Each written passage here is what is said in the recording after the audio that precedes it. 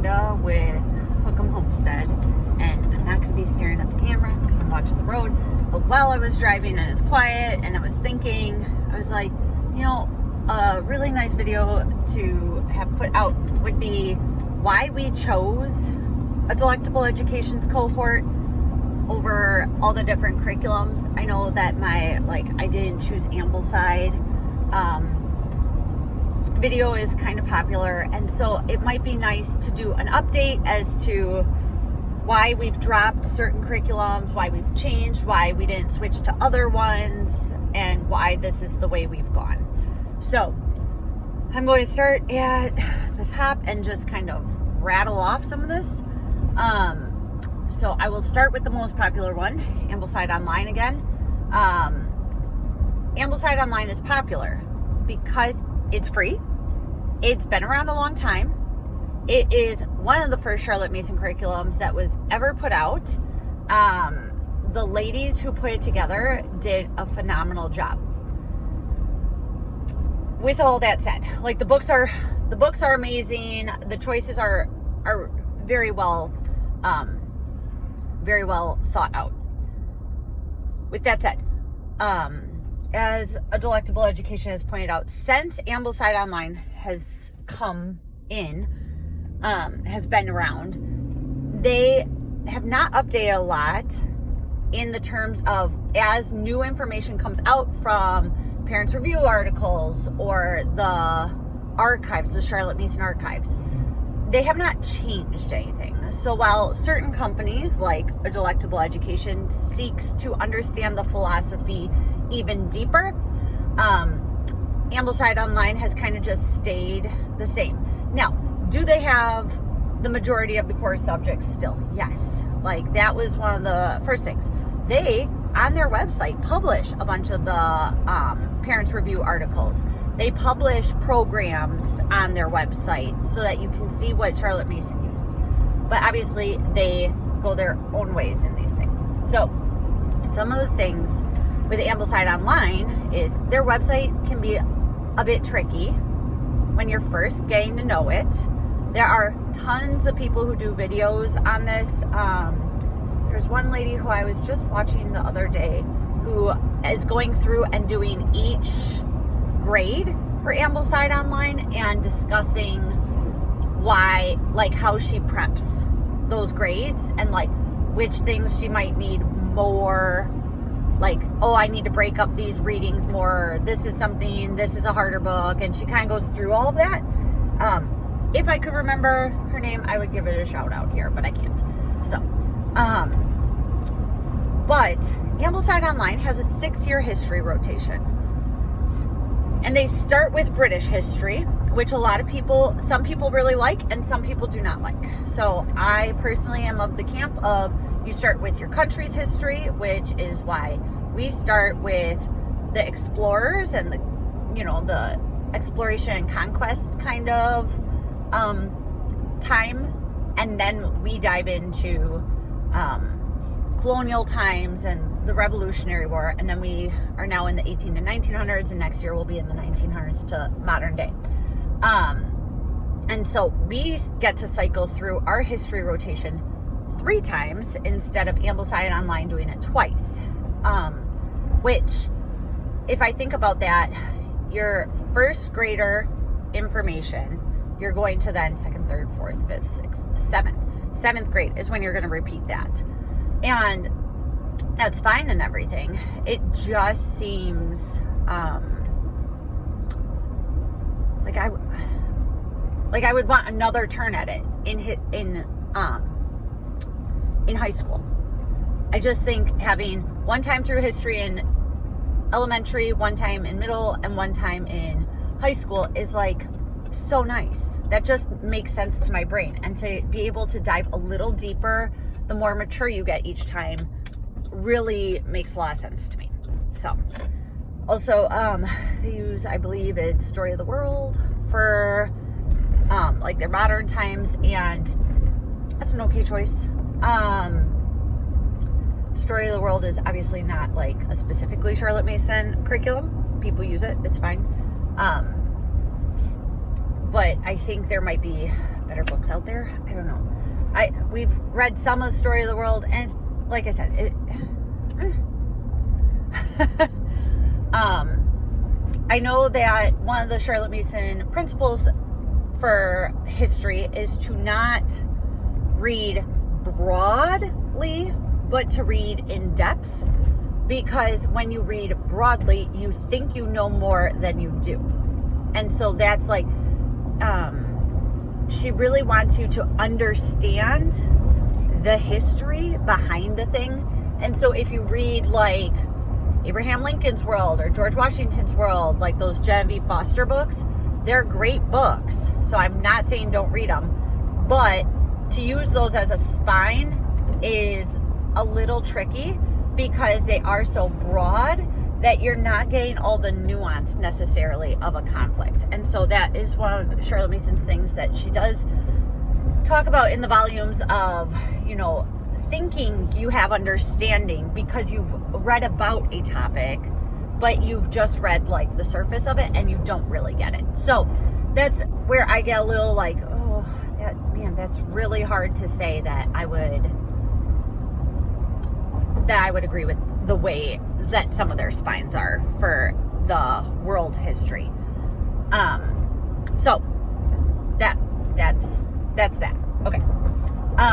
Also, Ambleside Online, while it is a free curriculum, you obviously still have to purchase certain things, like a math book of some sort, unless you are doing one online, like Erase Arithmetic, and you are coming up with the things for that. So the more work you put in to a curriculum, the less money you spend, okay? So if you're going to put in the work and do the things to make it usable, you are going to have less money to spend on it. So there is that. Ambleside Online, I feel like their grid that they give is very like checklisty, which is I made my grid based off of how they make their grid. So I'm not saying that a checklist to have the forecasting and all of that out there is bad. That's not what I'm saying. However, I just think people are like, I need to get this reading done this week, versus we have a 15-minute lesson time, and whatever we get done in 15 minutes is what we get done. And so I think Ambleside can become a little overwhelming if you're not following a timetable, but you are just going by, these are the readings we need to get done. And so I would just caution people who are doing Ambleside Online to make sure that they are doing like a timetable so that they are not overtaxing their students, they're not burdening them too much.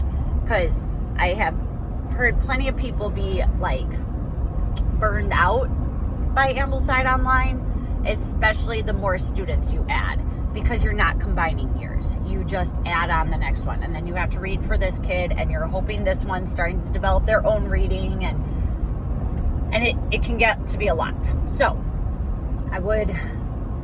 I know that they came out with AO groups. I haven't looked into that, so I'm not sure how well that combining through groups goes or how that works. So, all right, that's enough on Ambleside. Okay, so Simply Charlotte Mason is like the opposite of Ambleside Online, right? You are paying for narration prompts, you're paying for discussion questions, you are paying for the work to be done for you, you are paying so you don't have to do like anything. It is open and go, like as open and go as a Charlotte Mason curriculum is ever going to be. I appreciate that, but because of that, you do lose some of the nuance of a Charlotte Mason education, right? So like their history, they have like a family history style where you all do the same history spine and then you level it up for your olders, or you don't level down, you level up throughout their curriculum is basically what you do. And so to me, choosing a spine that works for all grades is really hard because it's just not feasible. And so I have a hard time wrapping my brain around that. Like, okay, so I'm going to make my 10th grader come down to a first grade level to read this spine with us, but then they just get to do all this extra stuff. I don't love that, right? Like, I rather they have their own spine and they're doing their own thing. And they're in the same history period as us. And so we get to discuss the things, but they shouldn't be doing the same spine. It's not going to work. Anyways, either it's going to be too hard of a spine for those Form 1s, or it's going to be really lacking for your, like, Form 3, 4, and 5. So, that's my one thing with Simply Charlotte Mason. Another thing is, we have been using their grammar and dictation and those ones. I don't think their dictation is as Charlotte Mason accurate. They just give you a phrase instead of like a paragraph, and usually you would study through a whole paragraph or whatever. And so I'm sure it levels up as we go through those books, but we are in the level 1 books. And so because of that, it's been okay. My daughter is getting through it in a timely fashion. She is like learning to be a better speller, which is nice. Learning some spelling rules and being able to hear those. So we're continuing to use it. It's just not as true to the method as it should be, which is what it is. Okay. And then I like their artist prints. Like, their composer stuff is so expensive. Like, most of their stuff, I'm like, that's really expensive. That's really expensive. That's really expensive. So Simply Charlotte Mason is a good one to get secondhand. They do try to give like a layout for you to follow for everything. And so, like, if you're like, I have absolutely no idea how to do this subject, buying a Simply Charlotte Mason like thing for it could be helpful. I could see where that could give someone confidence that they didn't previously have. That's why I bought other grammar stuff, because I got no confidence in grammar. We're working on it. All right. But I do like Emily Kaiser's artist prints, and so what I have done for that is I have bought the digital copy of it, because I just take the downloads of the pictures then and I just print them on our cardstock and call it a day. So it's not the nice, like, glossy, like, really nice finish, but it works really well for us, and it's been good. So that is where we are at with that. And then and that saved me a little bit on the price. But like I said, Simply Charlotte Mason stuff you can find used very often, and that is helpful. The resale on it is pretty good.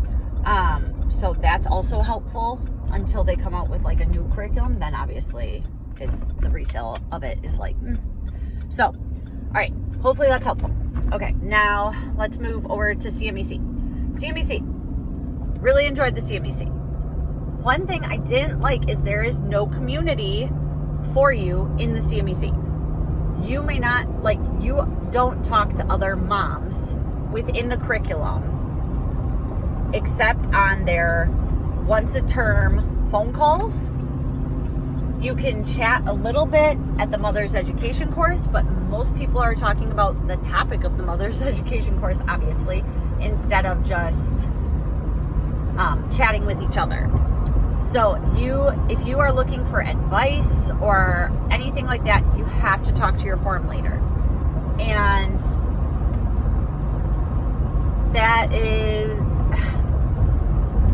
they're okay. You're not talking to Celeste, you're not talking to Amy, you're talking to the form leaders they assign for you. And some are better than others. Like the common subjects one, who was the form leader when I was in there, was really good. My Form 1 leader, I was not as impressed with, and that's okay. Like, maybe she just didn't understand my questions as much or whatever, but I always felt like her answers were lacking. Like, when she was out on maternity leave, somebody else took over answering questions for her, and I felt like the answers I got were infinitely better. So, and so when you are starting off, to have a weaker form leader to answer your questions is a little hard. However, I do think they do a phenomenal job with education. I think they do a great job with explaining their book choices and stuff. They are very, very, very on top of what did Charlotte Mason use in her programs. We're going to use that. So, like, they use The Sciences by Holden for their Form 2, part of their Form 2 book. And that's fine. But obviously, most other curriculums have kind of abandoned that because it's a little outdated. And, you know, like, there's certain things, right? And the same thing with geography. Oh my goodness. The geography reader was very outdated. And most good geography books are outdated, unfortunately. Why do we not have any good geography people anymore? Somebody should, like, take the bull by the horns and write a book on geography nowadays. That would be really cool, wouldn't it? They would make a lot of money in the Charlotte Mason space. And then but I do appreciate a lot more, like, the simplicity of, here are your map questions from ADE. Here are the answers to those map questions. Here's what was, and here's what's updated since the time of your geography reader. Like, that is so helpful. And their geography, they did have, like, some of that in their geography PDFs that they put out with the forms, but it still was, like, a lot of work to, like, look at things and update stuff. So I didn't love that as much. Also, we had used a lot of the resources, and so it almost felt like we, like, ran out of it being worth the money I was paying for it at that time. So, because they're, like, brush drawing lessons, we had used them all. We had used all their singing resources. We had used, you know, like, we had used a whole bunch of it.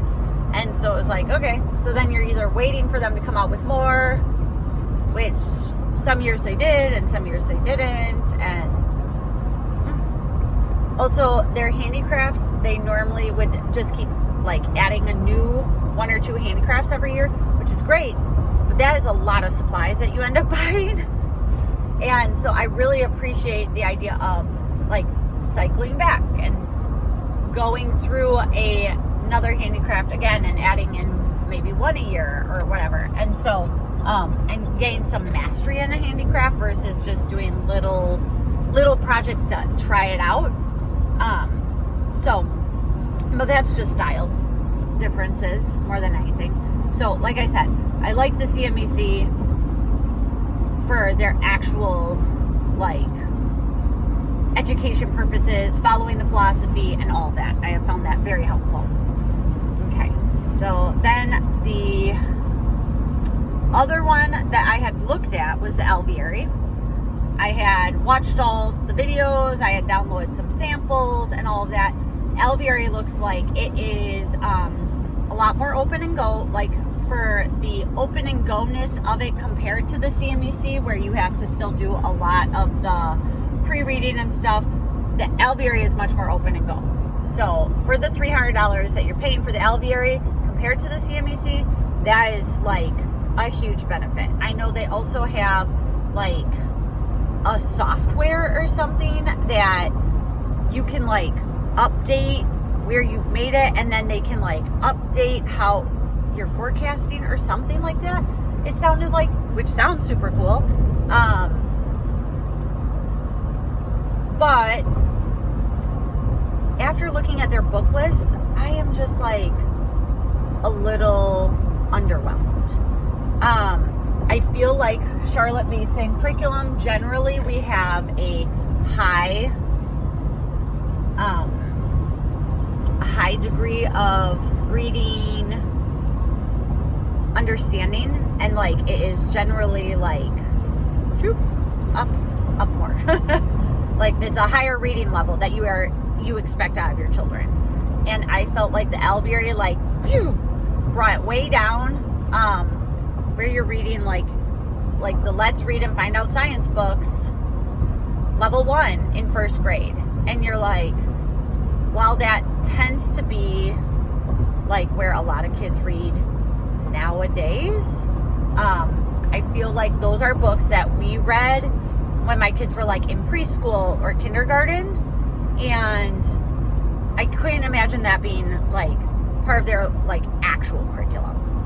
I know that the Alveary tries to also do a more like inclusive look at history and stuff like that. Appreciate that. That's fine.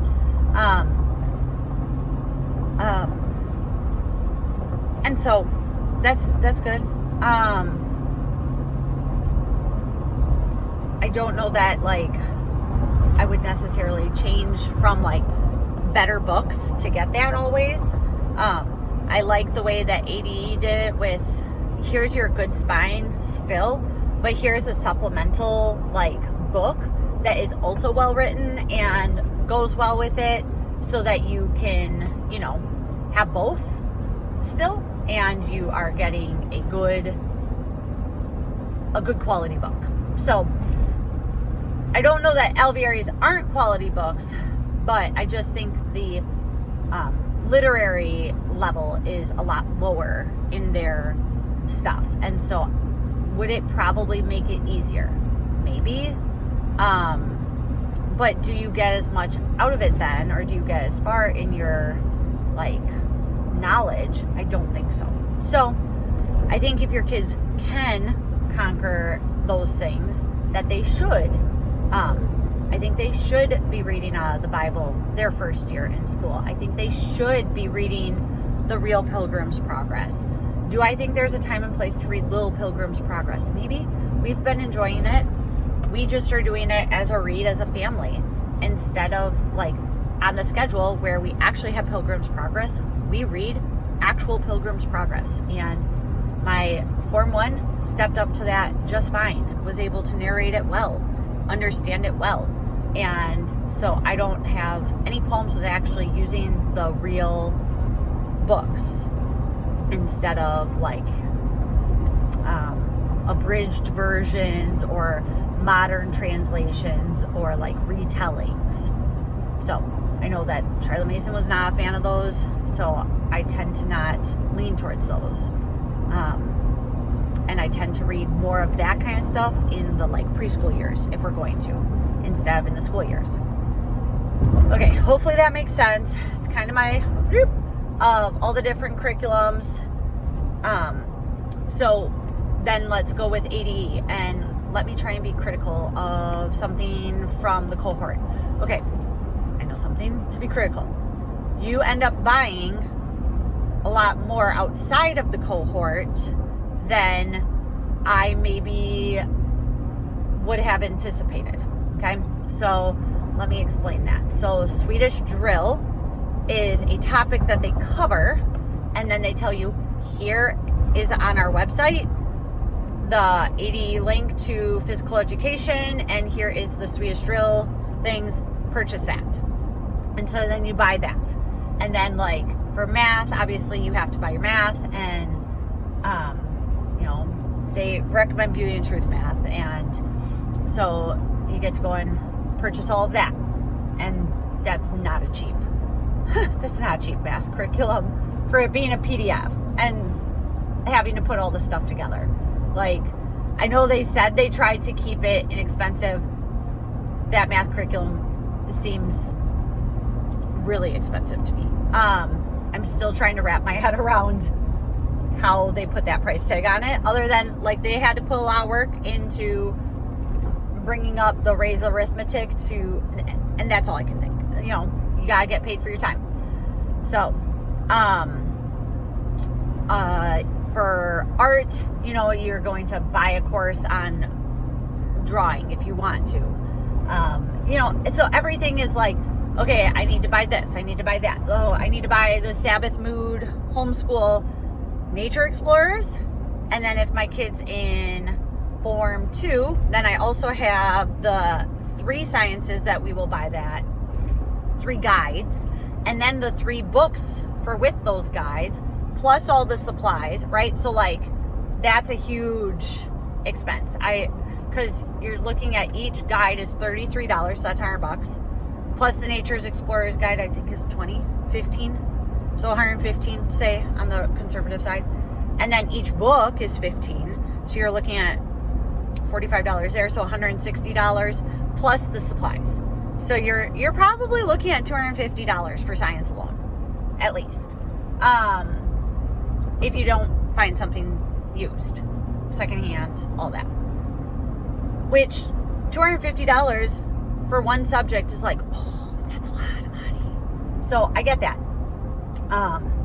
So that is one downside. However, I only paid $150 for them to give me a custom curriculum.